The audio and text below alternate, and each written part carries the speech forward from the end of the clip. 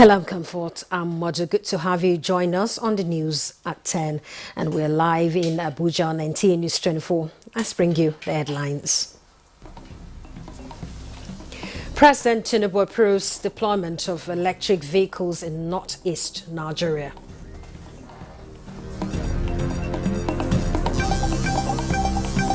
As part of the arrangement is for us to establish a very comprehensive composite charging facilities for all our e-facilities, e-vehicles or e-tricycle.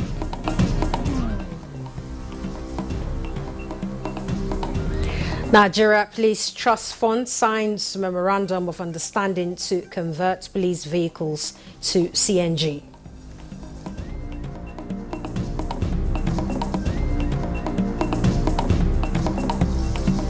Sixteen people dead, scores missing following boat mishap in Niger State.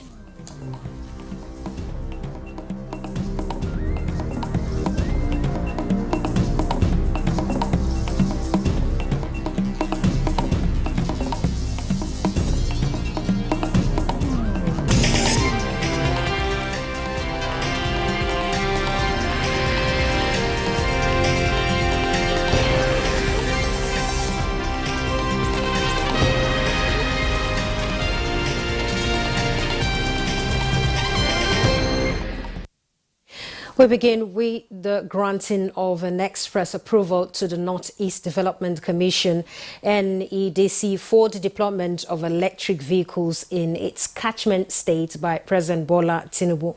The NEDC, along with its Chinese partners, presented samples of the electric vehicles for exhibition at the State House. President Tinubu, alongside Vice President Kashim Shettima, inspected the vehicles, including a 40-passenger capacity bus saloon cars and 8-passenger capacity tricycles.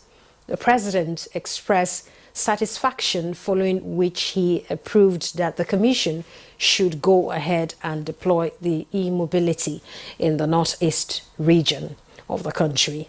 The Chief Executive Officer of the Commission, Mohammed Al-Khali, briefed State House correspondents on this development and explained that the Commission would, in the next 2 years, produce more than 10,000 e-vehicles under this initiative.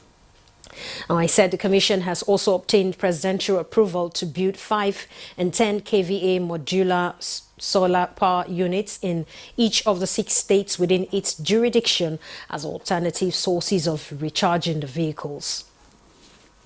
Talk about gas-powered CNG. The gas has to come from somewhere because we don't have gas in the north for now. But e-vehicle, what you need is the power to power all e-facilities. As part of the arrangement is for us to establish a very comprehensive composite charging facilities for all our e-facilities, e-vehicles or e-tricycle. This is already a part of the work plan which we are trying to do. State House correspondent Musba Wahab reports that the Chief Executive Officer added that state governors within the sub-region have equally agreed to provide suitable locations for construction of the modular solar units. And of course, President Bola Tinubu is deeply aware of the hardships facing Nigerians, particularly the rising transportation costs, and he's made it clear that while we must confront these challenges head on, we must also seek out innovative solutions that will ease the burden on the common man and ensure long-term sustainability. These were the views of the Executive Secretary of the Nigerian Police Trust Fund, Mohammed Saidu, at the signing of Memorandum of Understanding with the Presidential Initiative on CNG for the conversion of Nigerian Police Force vehicles. With PCNG support, we will train and equip a select group of police mechanics with the technical expertise required to convert police vehicles from traditional fuels to CNG. This training will enable them to handle conversions maintain CNG vehicles, and provide ongoing support. We believe that the use of CNG will not only significantly reduce operational costs, enhance energy security, and contribute to a cleaner environment, but to also align with our national goal for energy diversification. Beyond the technology itself, this partnership is about empowerment. By building technical capacity within the Nigerian police force, we will ensure that officers are equipped with the right skills necessary to maintain and operate these systems efficiently and effectively. The Police Trust Fund says it is committed to seeing this initiative through to its full potential, ensuring that it becomes a lasting solution that benefits the Nigerian police force. And the federal government is also committing 122 billion naira to 6 qualified gas companies as promoters of government gas initiatives through the midstream and downstream gas infrastructure fund. Minister of State Petroleum Resources, Gas, Ikpe says the initiative is to fuel growth in gas processing, transportation, storage, and distribution infrastructure. Details with Lydia Sampson. It is the first signing ceremony of the gas infrastructure promoters on the midstream downstream gas infrastructure fund agreement. Key players believe this collaboration is essential towards achieving Nigeria's target of transitioning from a crude oil-dependent economy to one driven by natural gas and its derivatives. The intentional intention of the President of the Federal Republic of Nigeria to make sure that Nigeria is being driven by gas. And of course, like one of you have said, it is a cleaner way. We need to serve our environment, and that is how and why we need to go this route. It is expected that the partnership between the public and private sectors, now with the goal of transforming the midstream gas value chain, will reflect President Bola Ahmed Tinubu's efforts and enthusiasm to improve and foster business relationships between the public and private sectors. Please, we want to urge you to be diligent, to be committed, to show diligence in the execution of these projects. Mr. President has a vision, and those of us in the Senate are ready to give the government all the support under the leadership of the Senate President, and we've been doing our best. We will not only deliver, we will deliver safely, we will deliver on time, and we will deliver to ensure that we continue to bring gas to the last mile. The 6 promoters were carefully chosen in compliance with the Midstream Downstream Gas Infrastructure Fund Investment Policy Statement on the Petroleum Industry Act 2021. In Abuja, Lydia Sampson, NTA News. 16 people have been confirmed dead and scores declared missing following a boat mishap that occurred late Tuesday night in Bajibo community in Mokwa local government area of Niger State.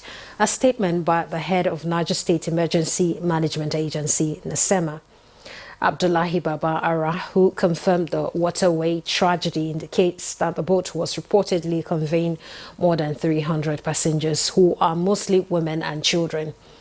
The victims are said to be traveling to celebrate Maulud Nebi, as Islamic festival in neighboring community, before the tragedy struck.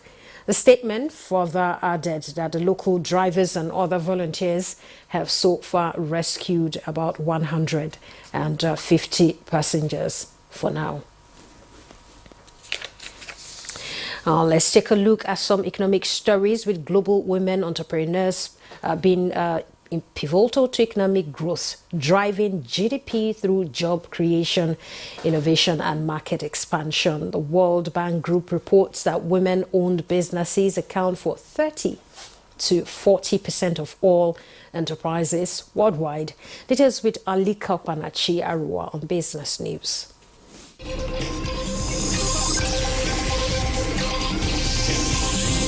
In Nigeria, women are primarily engaged in micro and small enterprises. The National Bureau of Statistics indicates that over 70% of women entrepreneurs operate within this sector, driving in industries such as agro-commodities, textiles, and fashion, food and beverages. To broaden their market reach, Nigerian women are leveraging platforms like the African Continental Free Trade Area, AfTA. This initiative is projected to generate up to $292 billion of the $450 billion in potential income gains for African countries, including Nigeria. They go through so much trying to portray what we have in Nigeria. You know, like this product, this ginger. Everybody knows Nigerian ginger is the best. But sometimes you go abroad, you find items from Ghana, from other, and then Nigeria. We're such a big country, and people look out for us. You know, they look up to us. So we have to start somewhere.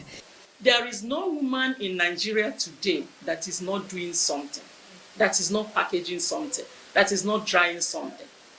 In fact, women have brain of bringing Nigeria to a stage of being non-oil dependent. Women are doing so much because when you talk about the SME in Nigeria, I think about 64% of the SME in Nigeria are women, and we're actually doing something. While working to give African products a competitive edge, women entrepreneurs are also creating job opportunities and boosting Nigerians' foreign exchange earnings through their ventures. With Business News, Alika Opanachi, Arua.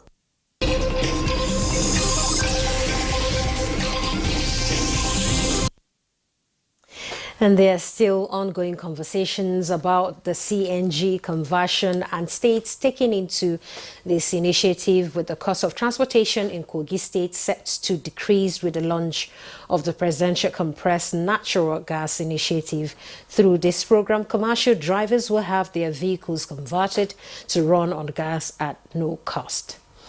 Jonathan Omajali reports that at the launch in Lokoja, the federal government also provided the state with 10 CNG-powered vehicles. Kogi State joins the growing number of states benefiting from the Presidential Compressed Natural Gas Initiative, aimed at reducing transportation costs and providing a more affordable and efficient transport system following the removal of the fuel subsidy. As part of the initiative, 10 CNG buses were donated to the state. I commissioned this to the glory of God and to the benefit of mankind. It's here to ensure that prices of goods and services are reduced by 40%. Most of the passenger cannot travel again because of high cost of transportation. But with the ideas we are getting from the CNG, I think it will reduce the expensive and it will encourage passengers to travel. The launch of the CNG conversion initiative, with a provision for all commercial vehicles to be eligible for free conversion, signals the long-awaited implementation of the program in the state. The state governor, represented by his deputy at the launch of the program, stated that the initiative will positively impact the cost of living in the state. Profound gratitude to Mr. President for this people-oriented initiative and for making Kogi State one of the beneficiaries. The opportunities to improve lives, the opportunities to benefit from cleaner, cheaper, safer, and more reliable. The presidential CNG initiative also supports Nigeria's push for a cleaner energy, encouraging citizens to drive cleaner, drive smarter, and drive better. In Lokoja, Jonathan Omajali, NTA News. We have more reports for you right after this break. Don't go away. The Defense Headquarters says Abbas Haruna of the Nigerian Navy has been dismissed after investigation by the court-martial that found him guilty of misconduct during a military parade. Addressing journalists in Abuja, the Director of Defense Media, Brigadier General Tukuru Gusau, highlights that the court-martial was held between 20th December 2022 and 7th February 2023, where ex-seaman Abbas Haruna pleaded guilty to all the charges. Continuously interrupted the address which warranted the commanding officer to direct him to report to the guardroom. However, the rating refused to obey the order. Thus, the commanding officer directed his arrest, but the ex-rating resisted and expanded 16 rounds of ammunition belonging to the Nigerian Navy, with the aim of preventing other soldiers from taking him into custody. The trial of ex-seaman Abbas Haruna by the General Court Martial was based on the authority that as serving personnel, he was subject to military laws. Brigadier General Gusau also notes that contrary to some media reports, the ex-seaman was tried and accorded a fair hearing, stressing that the ABBS Haruna did not challenge the outcome of the court-martial. Away from that, federal government is allocating resources to achieving self-sufficiency in wheat production in Nigeria. This initiative coincides with Nigeria hosting the West and Central Africa Summit on wheat production in Abuja. Musa Babali reports. Countries across West and Central Africa have traditionally depended on wheat imports to meet the demands for one of the world's most important crops. Reports indicate that African continent spent $20 billion annually on wheat imports, with Nigeria alone importing 6 million metric tons valued around $3 billion each year. Nevertheless, agricultural researchers believe that the continent has the capacity to achieve self-sufficiency in wheat production, reducing its reliance on imports. Production of wheat is becoming very profitable because of the new varieties that have been released to farmers, very high yielding, very responsive to the agronomic packages that were developed by my institute, Lecture Research Institute. We have the ecology necessary to grow the wheat in our country. So Burkina Faso, you say, is a Sahelian zone, but we grow wheat. This is our first interaction with this network.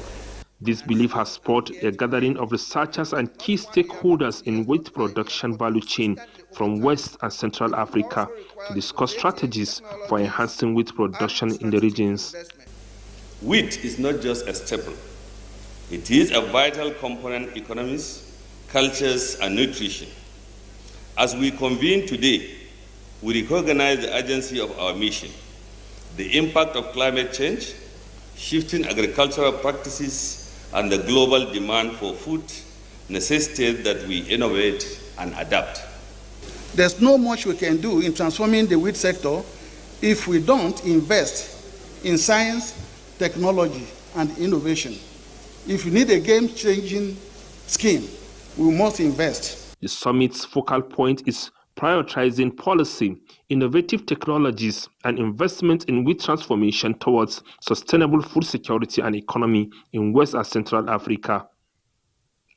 Musa Baba Aliyu, NTA News.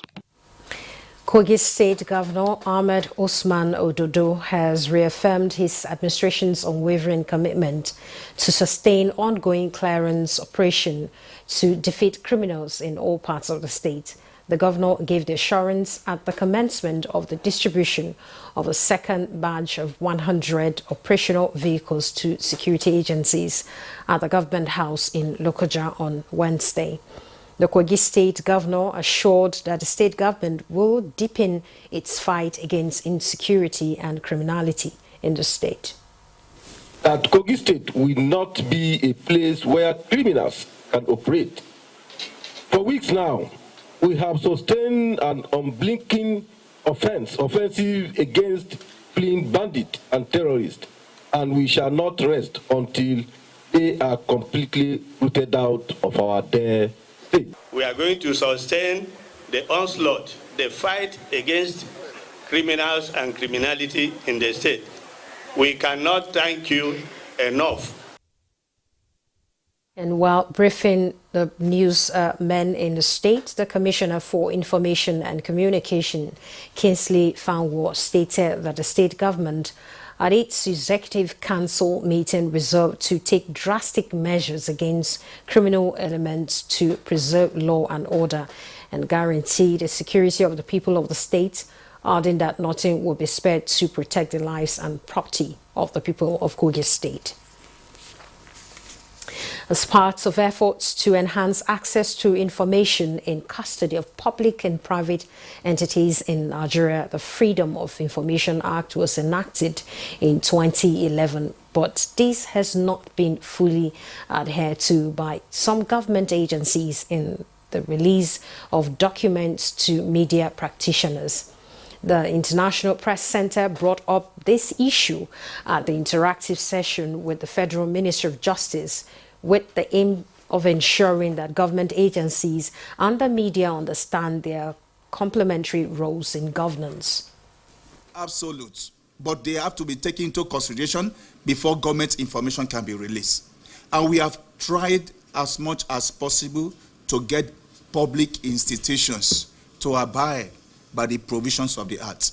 The Permanent Secretary was kind to receive us, and she also explained some of the constraints and challenges that public officials face that maybe members of the public may not be aware of. And we said that that also reinforces the need for us to have this kind of cooperation. There's a need to have an accessibility or accessible format of that information. FOI is an important document to the community of persons with disability.